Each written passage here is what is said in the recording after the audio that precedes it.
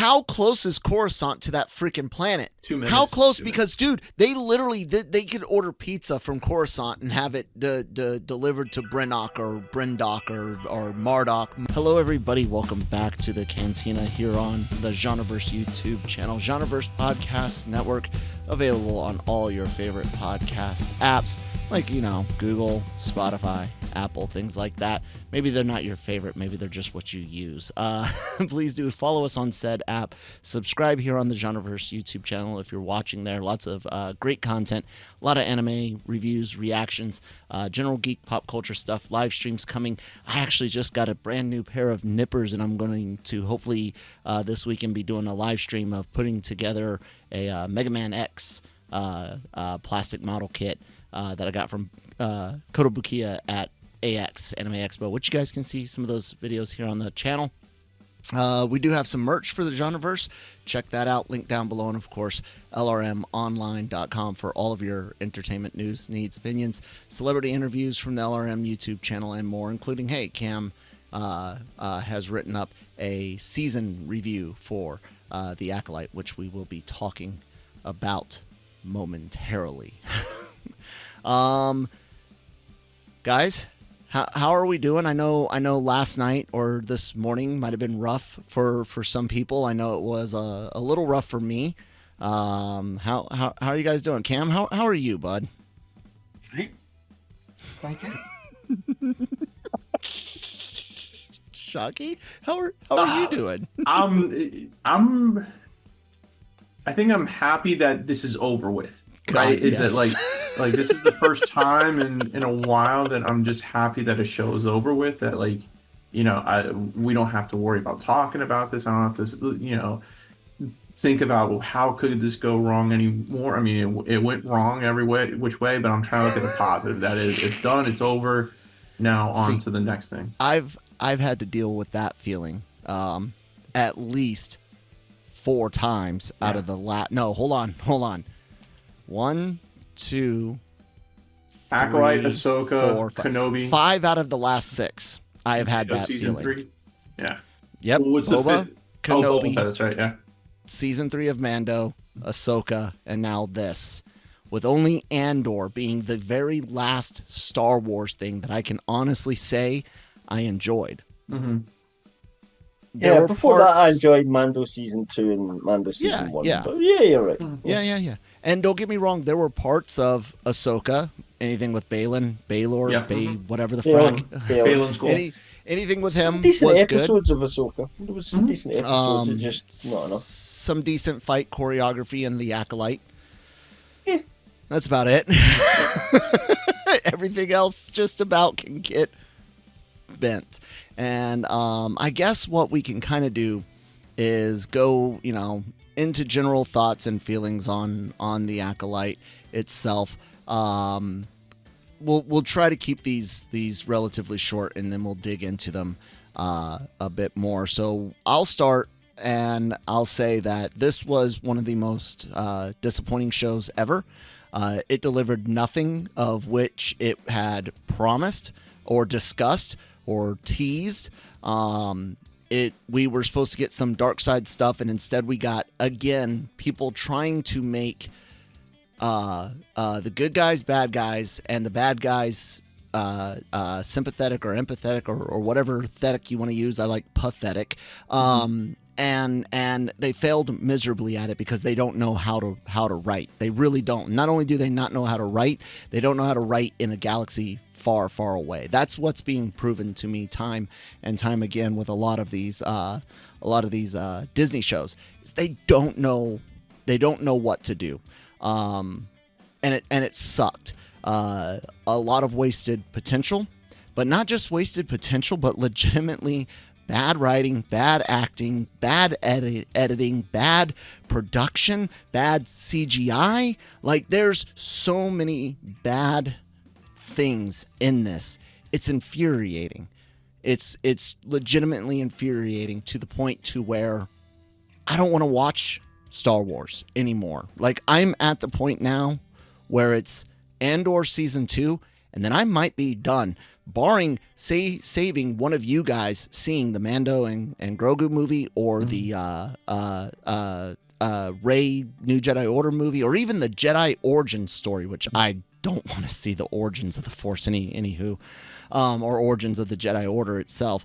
Barring you guys going, no, Kyle, absolutely you will like this. Like, this is a slam dunk, home run, touchdown, whatever, goal. Like, barring that, I'm not seeing them. I'm done. I'm so fed up with garbage. Like I said, one show out of 6 where I haven't been like, oh, thank God it's over. And that's where I was with Marvel. When you know, phase 4 was finally wrapping up and 5 was just garbage too. The Acolyte gets an overall, I'd say this episode maybe somewhere in the D+, C- range, regardless of how many C pluses. I don't even think I gave a B. Maybe there was one B in here. I think the first episode you gave a B. Yeah, regardless of the C's and D's, I think overall this is a failure of a show on so many levels, because it failed to deliver, it failed to execute, it failed to it failed. So I think this series is an F overall on so many levels. Shockey, how do you feel? Yeah, well, I'm with you on it. I think the rest or majority of Star Wars community feels the same way, because just by numbers alone, if you look at the streaming data, the Acolyte is the least watched show per minute, overall of all the Disney Star Wars content that's out there. So, I mean, it's there with you. It really honestly feels like, if you guys remember, go back to high school days, having, say, a project, you had to do a presentation project on the Civil War, and you were given, a teacher gives you a month to work on it, and there's always that one kid that you knew waited to the last minute to put it all together. And it's the topic of the Civil War, and they kind of flub their way through, and they say, oh, Abraham Lincoln, Emancipation Proclamation, and they think that they're going to get an A out of it because they mention those couple key terms there. And no, like the teacher's just sitting there like this with the head over their face. Like, I gave you a month to work on this project, and this is the shit you turned in. And that's exactly what it was. It's also alarming that the director or the main actress has to do a weekly interview to explain how the show is going, or to answer questions, because and it's not like they're answering, questions from people who are critics that are critical of the show. They're picking and choosing who they're going to interview with, and they're pretty fluff, questions that they're getting, but they still have to, we never got an answer for the Kylo Ren theme song. Remember, why was the Kylo Ren theme song there? Oh, we can't really tell you, but it will come out later.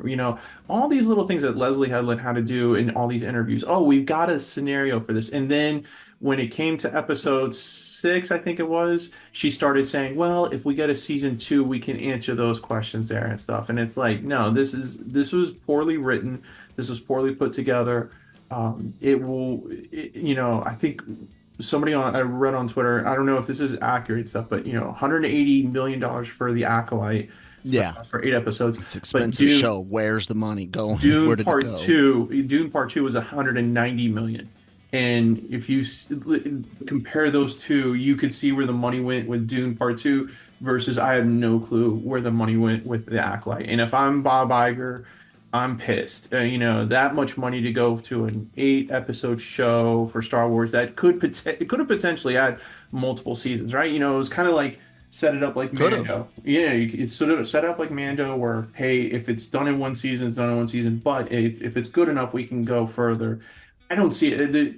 If they do approve a second season, there's no way you can give Leslie Headland the creative. She's got to be gone as a showrunner. They have to have somebody that has knowledge of Star Wars. This was definitely someone who read a couple, Cliff Note books on Star Wars and try to put things together. Let's not forget. And yes, guys, I'm trying to replace ear pads on my headphones, so I turn the volume up. I can hear Shockey fine. Let's not forget, she's the one that bragged about having someone on the writing staff that had never seen Star Wars until they got hired for the thing, and people were defending like, well, it's good to get an outside perspective. That's fine. Sure, it can be, but you need someone that understands the inside perspective as well. And just because you've seen it doesn't mean you get it. Right. It's not like a military movie. You can kind of get away with doing a military movie with writers that maybe not have been in the military, but they can, while writing the movie, they can do some research on it. But this is something very different. You're talking about a religion, right? You can't do a religious movie about Jesus Christ and have somebody writing the movie that's not, in Christianity or studied Christianity, right? It doesn't make any sense. And that's what happened here. I don't have any ill will towards these people, but yeah. Cam? That's your opinion. Obviously, Leslie Headland says she's a massive fan and has watched all the movies and read a lot of the Yoda stuff and the Legends stuff. So that's what she says. I don't know what the truth is, but it's just worth pointing that out. Listen, I'm a massive fan too, but I have not read all the Legends. I have not read every single compendium book on Star Wars and everything, but I do know that there is some things that they got wrong from a general Star Wars fan could point out and stuff. And was this trying to deliver to the mass audience? Maybe, were they trying to do the sequel trilogy where they were kind of do a reset, reboom, and try to get more fans from outside? Maybe, but it doesn't work. We've already seen that. With the sequel trilogy, trying to get more fans into Star Wars, you got a younger base and stuff out of it, but at what cost? How many fans did you lose out of that? So, cost effect there and stuff. It's all in the economic terms of it. And so this was a financially for Disney Plus streaming service, Star Wars, this was a loss. Merchandise. You're not going to see anybody walking around with an Acolyte T-shirt. You're not going to see anybody thinking, I need to get an Osha and May action figure and stuff like that. It was just a waste, right? Where does Star Wars make a lot of their money? You might see some people with Khmer on their shirt, though. Maybe, right? Yeah, because he was a good character. Without it, I agree with you. The show should have been about Khmer. This show 100% should have introduced this Khmer in the very beginning, and maybe the backstories with the Jedi chasing after him or whatever. But we should have seen Khmer and Plagueis, and that's you'd have to hope that's if it did get a season 2 that's where it would go. I'm not convinced it necessarily would. I get and I think you two are either, but that's where it should go because that's kind of what we thought we would get. Cam, as to continue on, let's get your thoughts on it. Are you finished? Oh, well, wait, Shockey. Sorry? Grade, For the season or for this episode? Both-ish. Okay, for this episode, D- only because of the lightsaber battle scenes were pretty cool and stuff. But the storyline was absolutely chaotic and it didn't clear up anything that I had issues with. Overall, for the season, it's an F. I mean, this is put together last minute type project and trying to it feels so awful. You hit a couple key points. You threw you try to throw Ki-Adi-Mundi in there, you try to throw Darth Plagueis and Yoda and think that okay, with those little cameos right there, that's going to be enough to get fans all excited. It didn't. Every single character besides Khmer because there was a lot of people. There was a lot of people on Twitter that were just like, "Oh my God, Plagueis was there, and then there was the people that were like, "Well, the canon says, well, that's not canon." And remember, the canon is whatever it needs. But there is. We have to say there isn't a canon for Plagueis because the books come out pre-sequel reset Disney and all that sort of stuff. But, and I don't care about birthdays and stuff. And they've actually stuck at least to the alien model that it's a mun and stuff like that, because some people would have freaked out if it wasn't a mun. So I don't care about the whole canon of birthdays and stuff like that. If you need to change how old somebody is, I'm fine with that and stuff, but to just throw those characters in there with no real weight to it, like there was no purpose of it. Like if you take them out, they don't had some lines. It was awful. 90%. It's a tease for season 2, isn't it? And there was too much of that. That's exactly one of the issues. Go ahead, Cam. So I gave the overall. I mean, I would have switched it off if it was an F by now. I couldn't, I don't think I've ever reviewed. I wanted to. That was an no, F. I wanted to. I didn't want to. I don't want to be. I don't want to be F here to about me this. I hated it. Is like just like totally unwatchable. Like I don't get the it. Acolyte? I thought it was watchable. If I turned off my brain, if I pretended I wasn't particularly that into Star Wars, and it was just any old average franchise, which it kind of is becoming, then you could kind of watch along and get some sort of sense of enjoyment out of it at some points. But there just wasn't enough for me there. I think I agree with mostly what you guys say. I'm just not quite as harsh. I thought I'll try and pick out some good things. I thought there were some good ideas. There was some good imagery. There was some good choreography.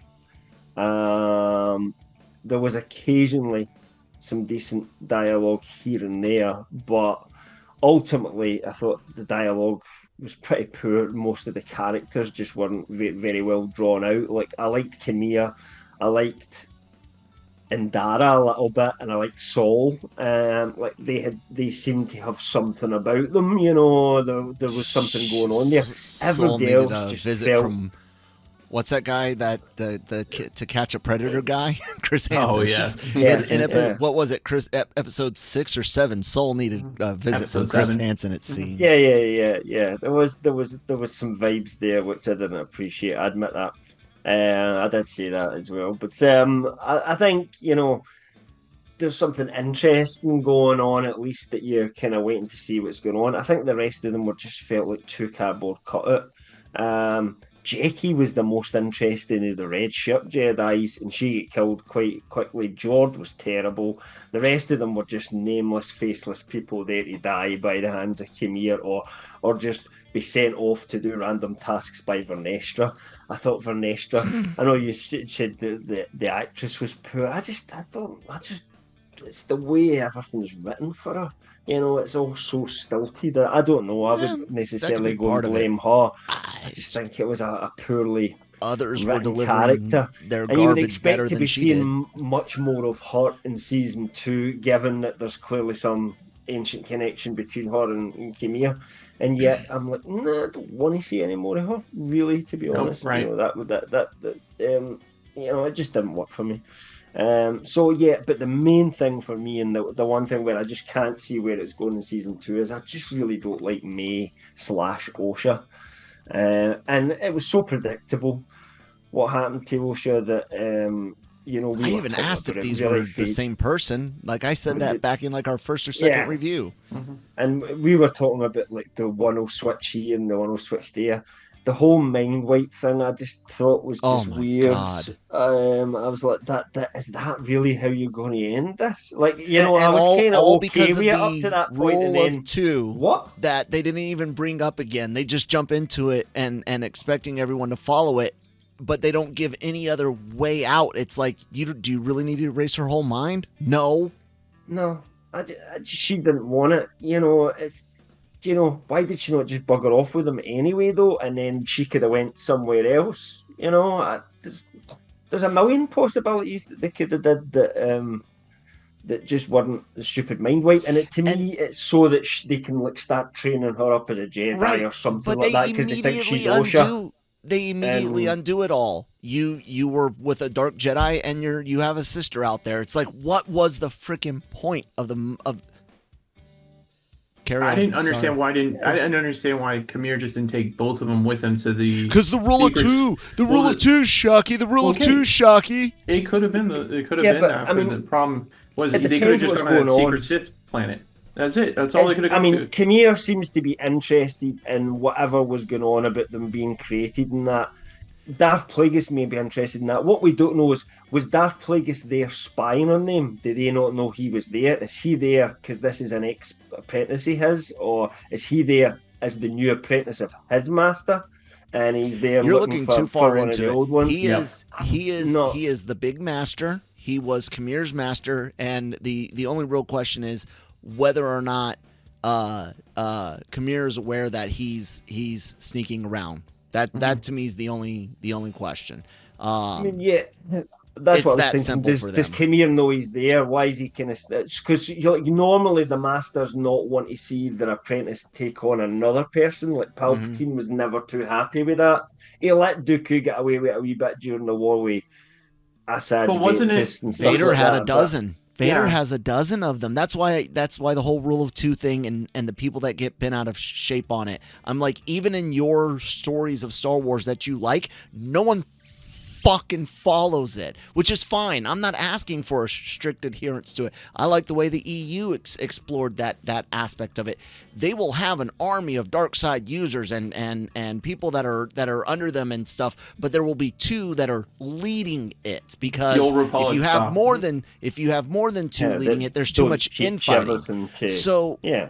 But people that are like, no, when two say that they're going to be the two, the whole galaxy of dark side users just go, okay, they called it first and leave it alone. That's why all that. Oh God, fuck you, George Lucas, and I don't know if he ever actually tried to say that was necessarily the case. No, but it was the case. Kind of fans run away with that because he wasn't clear. Look at how many Darksiders turn up in Clone Wars, you know what I mean? Just for a start, look how many Jedi survived Order 66. Darth Maul comes back, there was other Force users running about at this time. So yeah, I mean, overall, I thought it was watchable enough that I would give I gave the season a C, but there was some episodes that fell below that, and a C's not. I mean, it's not good to me. It's bang average, and it's probably the lowest I've rated any of the. Since you're the highest, but since you're the highest of the three of us, would you greenlight a season 2? Not that you're going to fix one, just will you greenlight it? Greenlight it, yeah, right, exactly. Greenlight their ideas. It would depend on what they've given me with the ideas. I would need to see it. If I was convinced, if I looked at it and went, actually, this is kind of going in the direction it should have went, you may win people back in a season 2 here, but you need to correct a lot of the mistakes for season 1. I might consider it, but only through knowledge of having seen what the plan is, because there's ways this could go that's just not interesting enough, and dragging all this out a little bit further just wouldn't work for me. If this series really is going to work going forward, it has to focus on Kamir and Osha, and May and whatever's happened with her has to be the secondary thing just going on in the background to set up some drama for a finale or something like that. We really need to see things for the Sith point of view. What'd you give this episode, the finale episode, grade? Probably a C-, to be honest. Okay. Just the resolution with the two twins annoyed me too much. Yeah. Simple as that. Yeah. And I didn't I like the fights, but I didn't like how suddenly Saul's more of a match for Kamir because it's the finale and you've got the two of them fighting against each other. I mean, Kamir's proved that he could take on multiple Jedi. He never had too much bother with Saul the first time around, and now Saul's, bringing on his Jean-Claude Van Damme all of a sudden. I thought it was Tiger Head Dragon. I mean, I get the idea. I've not been a fan Kamir didn't want to kill him. He wanted Osha to kill him, but that would have been better to toy with him a little bit and wait for Osha to turn up. If that was what he was going to do, that would have been nicer for me. C-. For all the fight choreography, like positivity, there were several things that were negative, and I will say, after watching all of this, I don't think martial arts style fights with Jedi should be carried on ever again. Not only that, but never have one person playing two again, where you choreograph the fights for that, because the Osha May hand-to-hand fight was some of the worst I've seen. It was horrible. The lighting and the distance of the camera, of course, had to be horrible, and it was garbage. So never do that again, and no more, like Shockey pointed out, even though it's not, most people recognize the style from Crouching Tiger, Hidden Dragon, even though it's existed before and used in many other things. That's for the audience. Don't do it again. I don't think it fits. I don't think it works. Other people within, sure, because you've got street brawlers in Star Wars. You've got, but Jedi are knights, and even though there will be other styles and stuff, when you think of knights and even what George Lucas and his mind had going on, motherfuckers with freaking swords in their hands, and that's what works best. And don't use that style. I don't think it works very well. But yeah, the May Osha fight was infuriatingly bad. Also, they are too reliant on the tube lighting now. There are times, especially between Soul and Khmer, where you can just see it's a tube. It almost doesn't even look like they really went in and did animation. There are times where it looks better and they put in more white and stuff like that, but they are too reliant on the lightsaber tubes these days. They need to learn to go back and do some old-fashioned animation over the freaking metal sticks. I like the light being cast naturally from them, but they're too reliant. And also, why are the hilts so damn thick?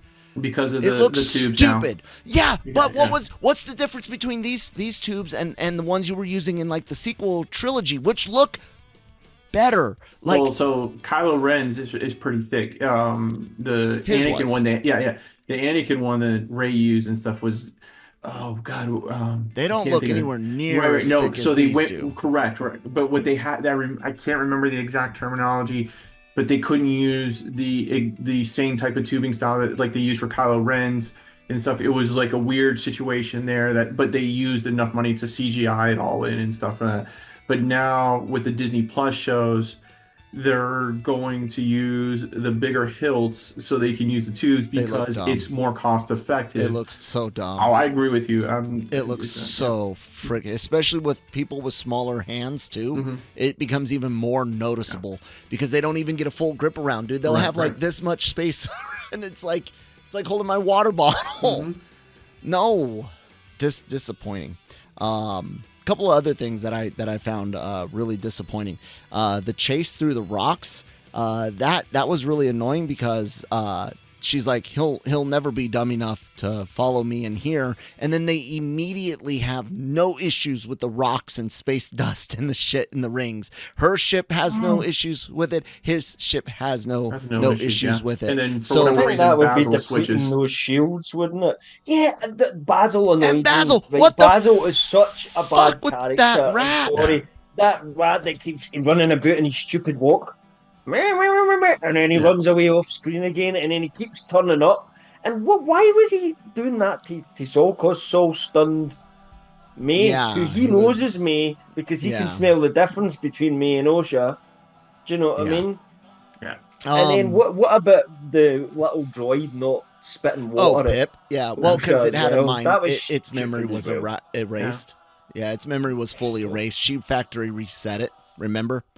May does. Yeah, but so why is it going to spit her? But Saul was able to fend off. Basil was terrible.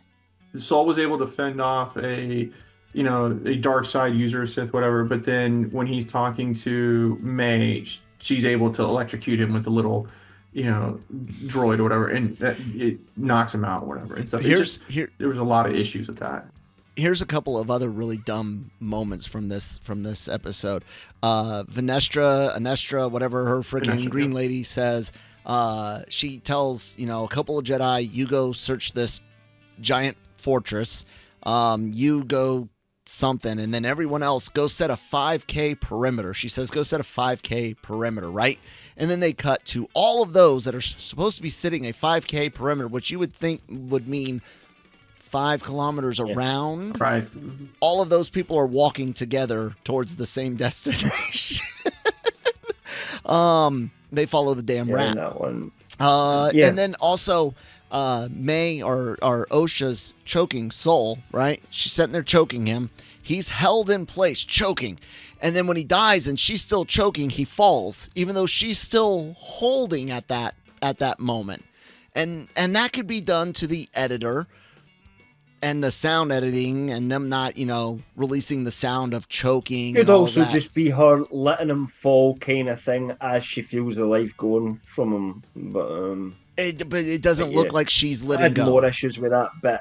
It doesn't look like she's letting go at all. Here's my issue with that bit. Why? When did this become something that you could use against another Force user? Because we've never really seen that before. Why did Vader just not Force choke like Obi-Wan Kenobi? Because I thought that was something that they could only really do to like non-Force users. People, a bit powerful Jedi could be like, they can fight back you against ain't doing that it. to me. Yeah, they can fight back against like, what is this? I can't, The Emperor choked Force users all the time, and I just because we haven't seen it in live action, like a Jedi can fight against it. He should have been able to fight against it. But are they trying to say that this is the first time anyone's ever been Force choked? That's what everybody on social media has said. I saw that. Like people were wondering, does that mean because to kill a Jedi without using a weapon? I was like, you Force choke them, or you kinetically throw them off of a cliff. People were predicting that she would Force choke him right from we first heard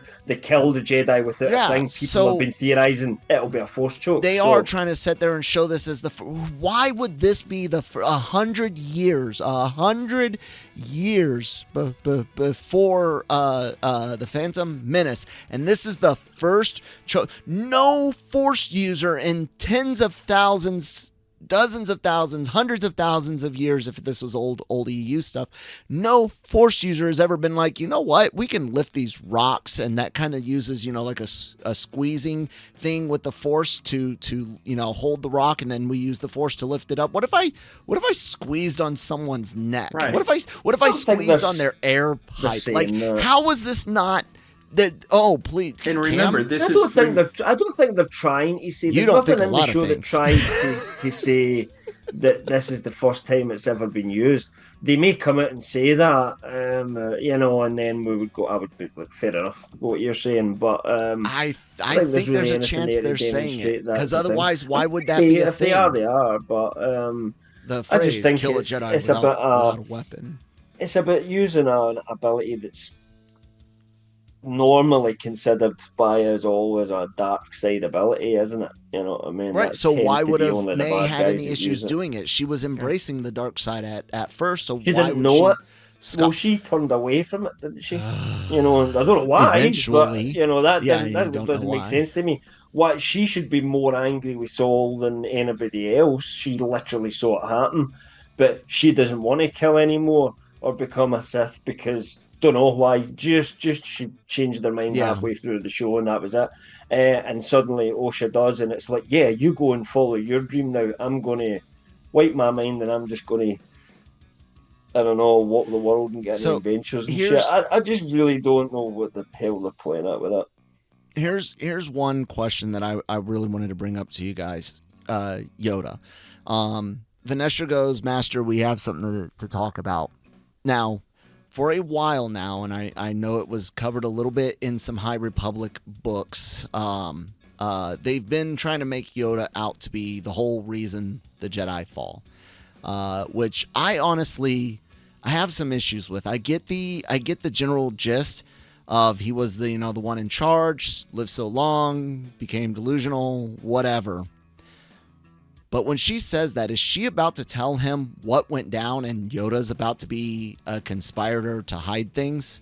Because if they're going to make him that corrupt, I think it goes against so much of what George set up, what the character did with the character, what the character did, even in the sequels. I think if they go down the route of him being part of the conspiracy, I think it ruins the character completely. I don't think they will do that, though. I think it's just that she doesn't understand the situation. She thinks this is all going to be an old pupil. By the time if they ever did get a season 2, which remains to be seen, then I would imagine that at some point Khmer does get killed. Do you know what I mean? And for as far as Vanessa is concerned, that's that part over with. There's no necessarily to connect them to the Sith, Darth Plagueis, or anything. I don't think Yoda is going to find out any information like that and say, the Sith are back and we need to keep it quiet. because they seem to have a hard on for wanting to make him a bad guy. I don't think he needs to be a bad I'm guy. with you on that, Kyle. Everything you hear from Leslie Headland, even Senator Ryan Court, David Harewood, who was introduced in this last episode as a senator wanting to do a independent review of the Jedi Council. It was everything the show is trying to make it out to be, is that the Jedi are secretly this bad organization that they're trying, like, this show was trying to set up how the Jedi are not as good as they're revered to be and stuff. And so that whole thing at the very end, Master, we need to talk, was Vernestra going to tell him everything, and he's to your point, he's going to know it all and be a co-conspirator and how to cover all this stuff up, and then it just ruins the whole this Skywalker storyline and seeking Yoda and how it's just it's like I said, this is something. It might be they have Yoda not actively involved. So one of the things that I've heard, because I've not read the books, that they do in the High Republic, depending the area, as they have Yoda, sometimes he just goes on basically holiday. He retires for the Jedi Council for many years, goes off, does his own study, doesn't get involved in any way with the kind of running of the Jedi Council, and then eventually he'll maybe come back for a period of years again, later on and stuff like that, because he's needed. So this could be, because it seemed as if she was kind of get a hold of Master Yoda, and she wasn't sure how she was going to get a hold of him and stuff like that. It could be that he's not at this moment in time actively one of the Jedi Council members, and that's why she was finding it difficult to get a hold of him. But I would imagine, she's already told the lie about Saul. And how did she know the lie? That was my problem. Is that how did she know the lie? Because so if you go to the flashback episode, and Saul says, "We're going to tell everybody the truth," and Dara's like, "No, you're not. You're not going to tell anything. We're going to say this is what happened and go on from it, and we're going to live our lives the way it is." And so somehow Vernestra is the only one that knows the secret outside the four of them. Well, because for some reason, I never understood this either. When she stood in the place, she started getting all these force visions, and she could hear all these things. But she knew it already beforehand. So she knew when, I think it's episode 2 or 3, Saul was talking to her and stuff. Maybe he confided into her off screen, and they don't ever cover that, which they should have. They should have. It was poor writing there. That would have given something for Vernestra to do that wasn't just walk here, give command, walk over here, give command. Yeah. Don't hyperspace. It was so robotic. Dude, that she my God. How close is Coruscant to that freaking planet? 2 minutes. How close? Because, dude, they literally, they could order pizza from Coruscant and have it delivered to Brinnock or Brindock or Mardok. Maybe Modoc, they'll establish, someone will write it that it's really close, but why would they make their planet so close to Coruscant? They wouldn't, Angry. Dude, it's literally from Coruscant. The beeper goes on. And in the time that it takes to even gather all the knights that you can to come with me, there's no time. There's no time. They literally can teleport. What are you doing, Disney? It is a fucking cartoon now. No, I'm so angry. It is a cartoon. Okay, that is all Star Wars is now. It is a joke, and I'm sick and tired of it. It is disgustingly immature, and it takes the audience and thinks that none of us have any freaking intelligence or care. And I know I already mentioned this in previous episodes, that even the original trilogy was kind of wishy-washy with time and distance, but this was freaking blatantly bad, where literally the time it takes just to walk the ship is getting there already with a buttload of Jedi Knights. There's no care whatsoever, and that's and I it sucks, man. It sucks, because there used to be some care, even if I didn't like the direction of it, even if I didn't necessarily like the way it turned out, there was at least some sort of care to it. Now, literally, it all feels like this is the type of stuff that you don't question in a cartoon, but in something that already has established that there's time and distance, and it does matter a little bit, and you just ignore it. It's frustrating. Right. I hate it. No, I'm with you on it. It's this was very poorly worked on. Like I said earlier, this for whatever reason, the team behind this, like I don't necessarily blame the actors on this one. The actors did what they could, and as an actor, you're taking whatever job you can and stuff. And if I'm an up and coming actor trying to make it, I'm going to jump at anything Star Wars because that is going to be well watched. So all the actors and actresses as part of this, the the people I blame are, the Leslie Headland, the writing team, just putting something poorly, written together and having to do interviews week after week after each episode to explain shit because even the fans of the show, listen, like I said before, if you like this show, great, more power to you. This is, if it speaks to you, great and stuff. But there are more fans out there that were confused about this than anything else, and didn't understand where it's going and just say, oh, you got to wait for this, you got to wait for that. No, you have to watch the show and then you got to watch interviews with Leslie Headland. That for her to explain what possibly, and things didn't ever work out. We didn't get it was all false advertising. We didn't get an origin story of the Sith. This was not a story about the Sith whatsoever. This was a story about a group of Jedi making a bad mistake and trying to cover it up for it. What we had here was a failure to communicate. A failure to communicate. That is, yep. I mean, you got it. You didn't get anything about the Sith. The Knights of Ren that they teased about didn't get anything of that. All you got was you have to wait. I'll say. No, I'm not displeased with it either. But when you're asked the question, what was it? Episode 3. Yeah. Hey, why did you put the Kylo Ren's theme at the end of that episode? And she says, you're going to have to wait and see. That is the setting it up is, okay, this is going to be connected to the Knights of Ren somehow. Now, I'm with you guys. I'm glad it didn't happen because that would have been, I think, worse to go. But just say it has. Don't worry about it. It's just coincidence. It's whatever. You're looking far into it. Like Dave Filoni does this a lot with the Clone Wars and stuff. I mean, when kids or even fans would be like, "What does this have to do?" And he's like, "You're looking too deep into it. It's just Star Wars, guys." There was points that were like Filoni in his interviews would be like, "We just like the sound of it, or we just liked how this looked." That's it. That's all she had to say. But she's trying to defend herself and trying to save herself. This was poor. Like this, somebody needs to be fired from Lucasfilm for this. That's the end all be all. Because if this was any corporation, if this she's was going to retire soon, okay? She's going to retire. Right? Soon. Kathleen Kennedy, yes, but at the same time too, Pablo Hidalgo, who's been Pablo Hidalgo's been the Star Wars guy. There needs to go. I'm sorry, you cannot. If you're the Star Wars guy, you need to go. If you approve this, like any other type of corporation, any type of business structure. If you delivered this type of product and it failed, people would be fired for it. Marketing teams, whatever. Like the Bud Light commercial, or what it was a Bud Light advertising campaign, and stuff like that. With Dylan People's heads rolled. Yeah. People's heads rolled. That was a bad decision to make. And guess what? People's heads rolled. This needs to happen. And if to bring...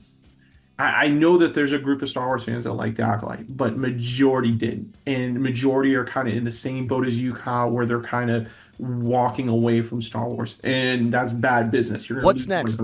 We've got one. This show was their WandaVision. A whole shit ton of promises, zero freaking delivery. Although I still stand by, if anything had actually connected to WandaVision after it, WandaVision would have been good. Yeah, there was some issues with the final episode and stuff, but overall, it was well written, well acted, well executed. I really enjoyed it. But again, unanswered promises, questions, and a whole lot of nothing. Where was I going to go? You had just said something before I brought that up. People when you get fired. Oh, people getting fired. No, I've lost my thought now.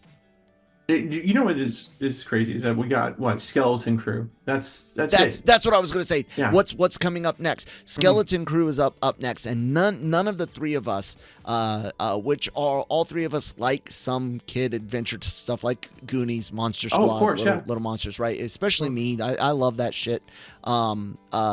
I don't want to see that for Star Wars. We already had Ewoks movies, and that's what that was. I don't know if people remember, but that's what that was. And I don't want to see it modern. I don't want to see it done in a modern way. If it's marketed saying that this is a kid's show, like, hey, listen, adults, you got Acolyte, kids, you get Skeleton Crew, and if it's marketed that way, and if it's for kids, fine. Whatever. I think it's going to be marketed adults all have got family. Andor. I think teenagers that think they're adults, but they're not really, have got Acolyte because it felt so young adult to me at times. Yeah. That's one of the issues. That's 100. It's a YA novel. It's totally in the YA shelf if that's written as a book for me. But yeah, I mean you're right. Skeleton Crew, I'm imagining is.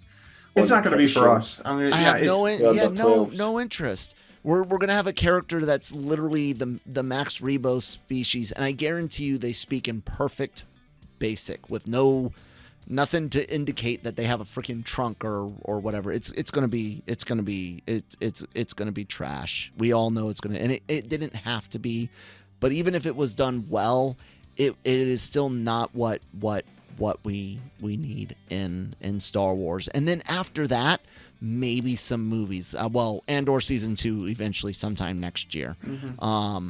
And then, but after that, what do we got? We're waiting on the movies. Grogu and Mandalorian, which after season 3, I don't give a shit. I don't want to see it. I don't. I freaking hated it now. Like season 3 was such garbage.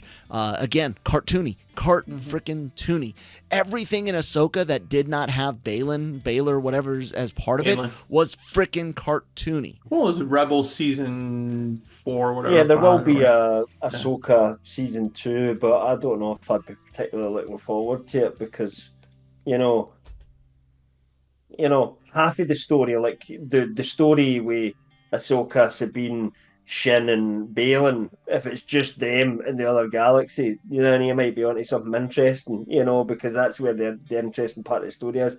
But I really don't care what happens to Hera or Grand Admiral Thrawn or Ezra Bridger or anything like that back in the main place now. It feels like it should be something else or just appear in other things from time to time. I don't know what the answer is, but there's money sitting on the table to do something that would actually be done well, but you would have to actually hire good writers. There's money sitting on the table for certain shows. People would still love to see an actual criminal underground show. Without a doubt, and not an empathetic down on their luck scoundrel that's just waiting for the chance to do the right thing and join the right side. No. Give us the Sopranos in Star Wars. Give us the bad guys to root for doing bad guy things. It's freaking K to do that. And then again, a Rogue Squadron series. I know people want movie. Screw that. Do a series. I'm serious. And you don't have to do the Rebellion era. Do exactly how we've said. Set it post Skywalker. Save the budget for the big missions. You could have episodes that are just set in the barracks and stuff like that, and just character episodes. Because that's what the X-Wing training stuff in was. Simulators or something like that. I don't know, whatever it is, because it's very a specific similar mission they need to do.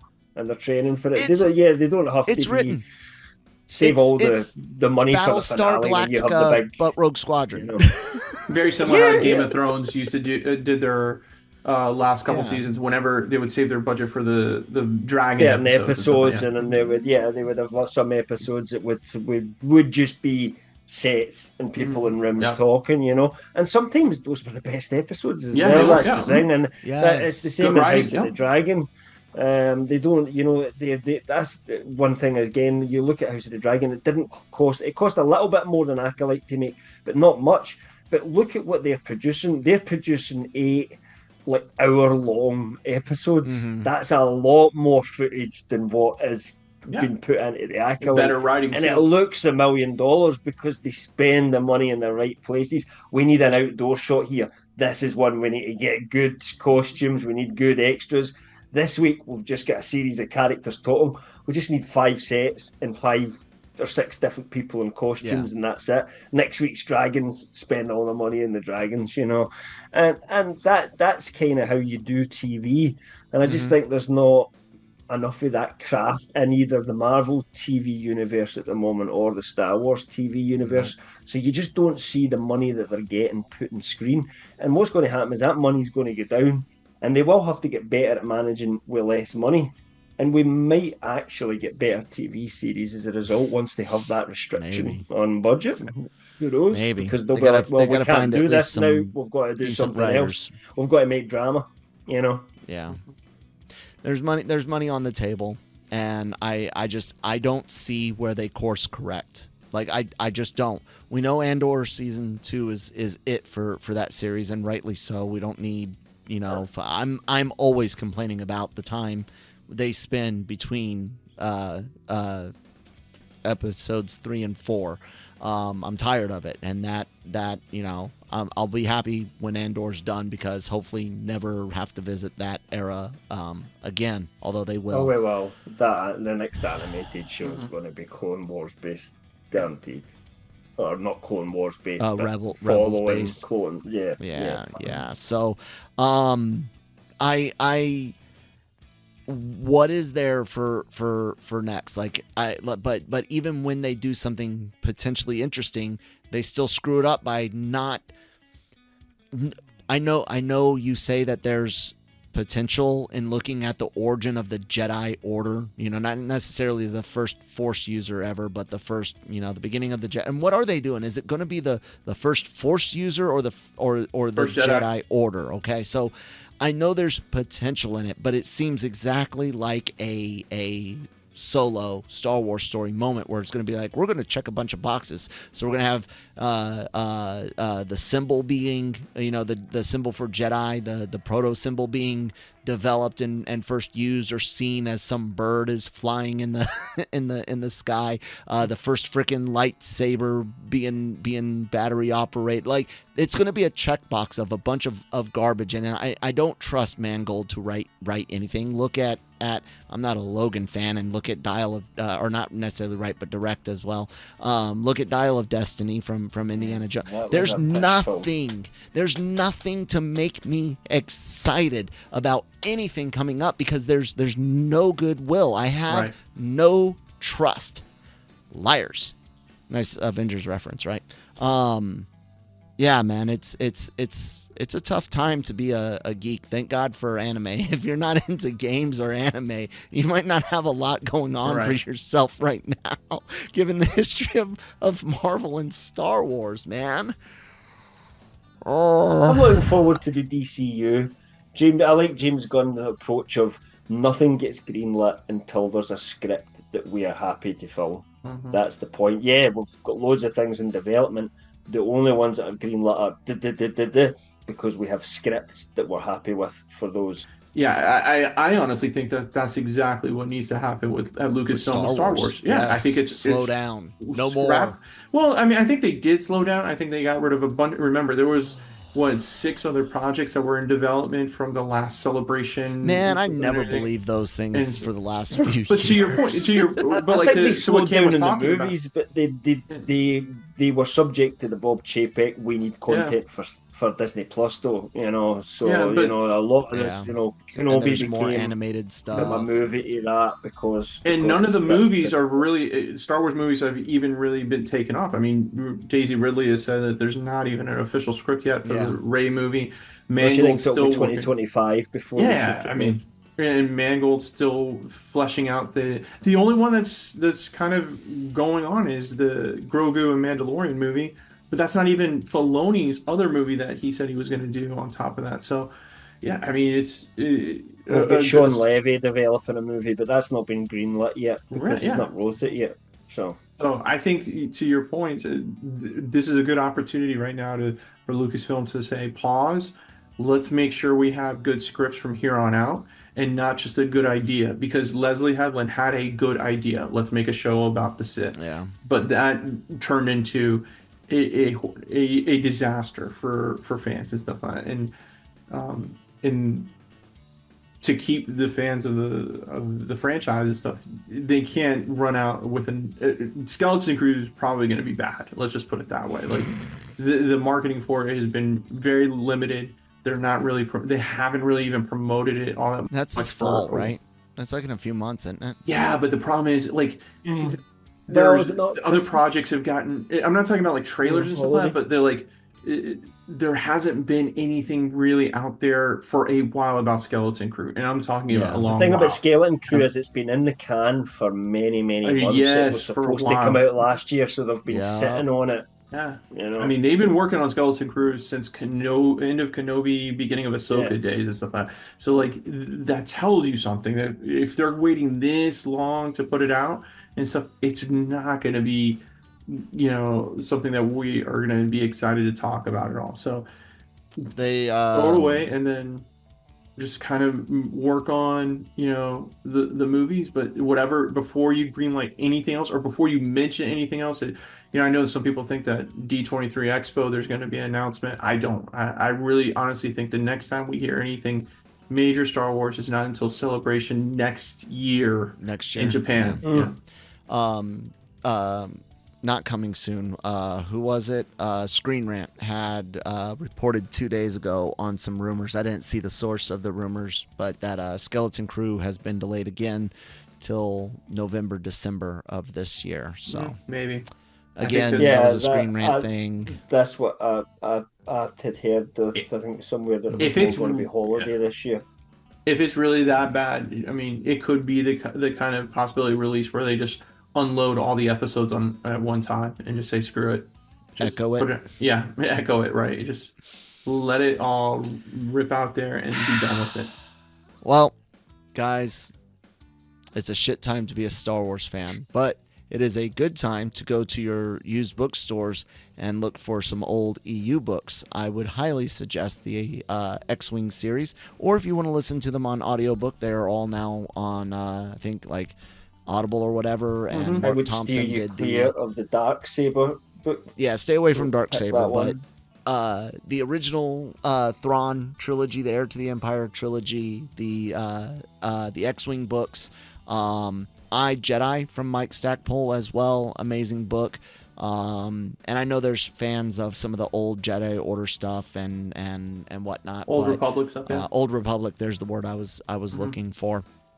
The new Jedi Order was hit and miss. There were some really good aspects of it and some not so great aspects of it. But yeah, go check those out. Play some old Star Wars games. Go play Battlegrounds. There you go. Age of Empires, Star Wars style. Yeah, guys, be sure to check out all sorts of other great content here on the Genreverse YouTube channel. Anime reviews, reactions, stuff dealing with trailers, general geek, pop culture, entertainment. Podcasts go up on your favorite podcast apps. We have merch linked down below, and LRMonline.com is your one-stop shop for everything in entertainment, from celebrity interviews on the LRM YouTube channel to written reviews, news, leaks, rumors, things, covering everything in geek and pop culture. And Shockey can tell you how you might be able to write for the website. Shockey, say something about that. Yeah, if you have any interest in contributing to LRM, shoot me an email, michael@lrmonline.com, and we can get you on there. Cam, anything else? Nothing that I can think of off the top of my head. Check written review for this series, goes into quite depth on lrmonline.com. Currently reviewing House of the Dragon Season 2 episodically, because I trust that one enough to review it episodically. So check that out if you're a fan of that series and are interested what someone else thinks of it. There you go. All right, guys. I don't know when the next time we'll meet again, but we will eventually. And until then, may the Force be with you.